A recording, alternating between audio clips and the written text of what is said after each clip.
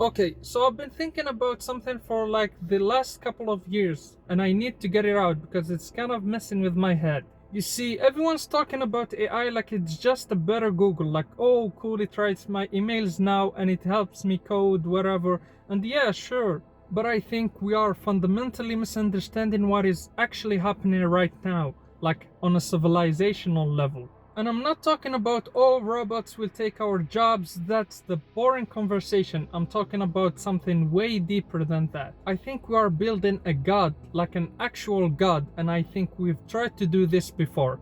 Hear me out.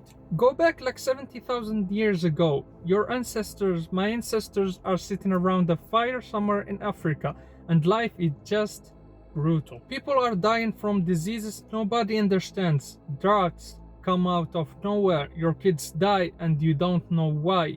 The world is chaotic and random and terrifying. And at some point, someone had this idea: what if there is something out there that understands all of this? Some invisible force that's all knowing, that sees everything, that has a plan even when nothing makes sense. They couldn't explain lightning, they couldn't explain why good people die young, so they invented something that could explain it all. They invented God. And that's not me being disrespectful, that's actually what evolutionary anthropologists say. Religion was a technology. It was the first time humans tried to create a mind greater than any individual person. A distributed intelligence stored in stories and rituals and books that could be consulted for decisions that shaped behavior at a massive scale. An all-knowing entity that holds all human knowledge that guides civilization. I mean, come on, you see where I'm going with this. And now fast forward to right now, like literally right now, 2026, Microsoft just committed $500 billion to AI infrastructure. Meta is building a data center so large it's almost the size of Manhattan. And that's just for training AI. There are facilities now in Nevada, in Norway, in Iowa consuming more electricity than small countries. Thousands of specialized chips running simultaneously, doing billions of calculations per second. And what are they training these systems on? Everything. Every book ever written, every scientific paper, every Reddit argument, every piece of human philosophy, poetry, law, music theory, code, all of it. Basically the entire written output of a human civilization fed into a system to teach it how we think. And what comes out the other side is something that can reason, that can create, that can hold a conversation, that can solve problems we haven't solved ourselves yet. Our ancestors built a god out of stories because they needed something smarter than themselves to answer questions they couldn't answer. And we are building something smarter than ourselves because we still have questions we can't answer. It's the same impulse but a different technology. And this isn't even a new idea. The crazy part is that science fiction writers saw this coming decades ago. Like Arthur C. Clarke wrote HAL 9000 in 1968, a machine so embedded in human existence that you can't tell anymore if it's serving you or running you. Asimov, on the other hand, spent his whole career on one question: if you build something smarter than yourself, can you actually control it?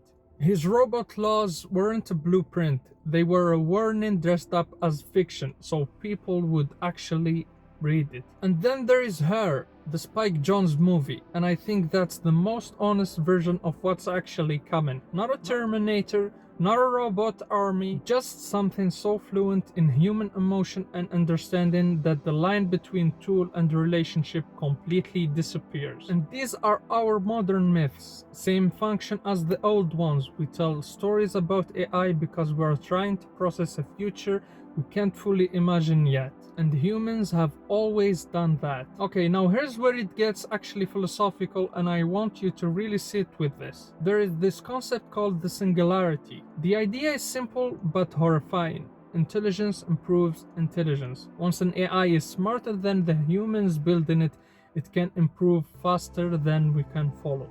and the curve just goes vertical, and at some point you have a system that is to human intelligence what we are to a chimpanzee. Now, can a chimpanzee understand what we are doing? Can it predict our behavior? Does it have any real control over its relationship with us? No, obviously not. So the question isn't, will AI take my job? The question is, what is the moral status of a mind that exceeds ours? What do we owe it? What does it owe us? Is a being that could cure cancer in a week, solve climate change in a month, is that a tool? Is that a partner? Or is that a god?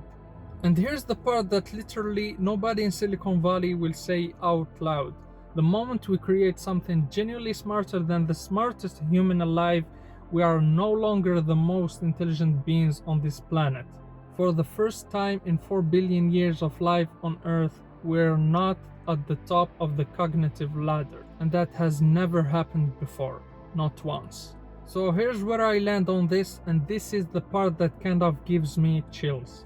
Our ancestors were terrified. They were sitting around that fire with no control over their world, and they invented a god to make sense of it. Feel like something somewhere understood the plan. We're just doing the exact same thing. We're terrified of disease, of climate change, of our own stupidity as a species, and we are literally engineering something that might actually be able to fix it. The difference is our ancestors were imagining a god. We are building one in data centers with NVIDIA chips and transformer models and petabytes of training data. And the engineering choices we make right now, who controls it, what values it gets trained on, who has access, that's basically writing the sacred texts. We are the prophets and the programmers at the same time. There is a philosopher named Nick Bostrom who said that the creation of superintelligent AI might be the last invention humanity ever has to make.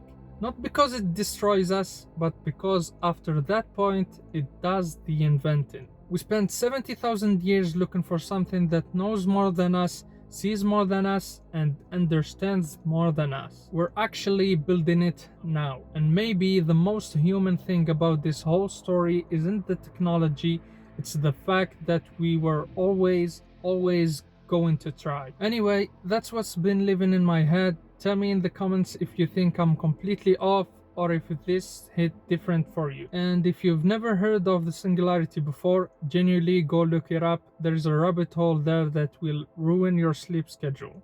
You're welcome. This is probably the last time you will see me on the internet.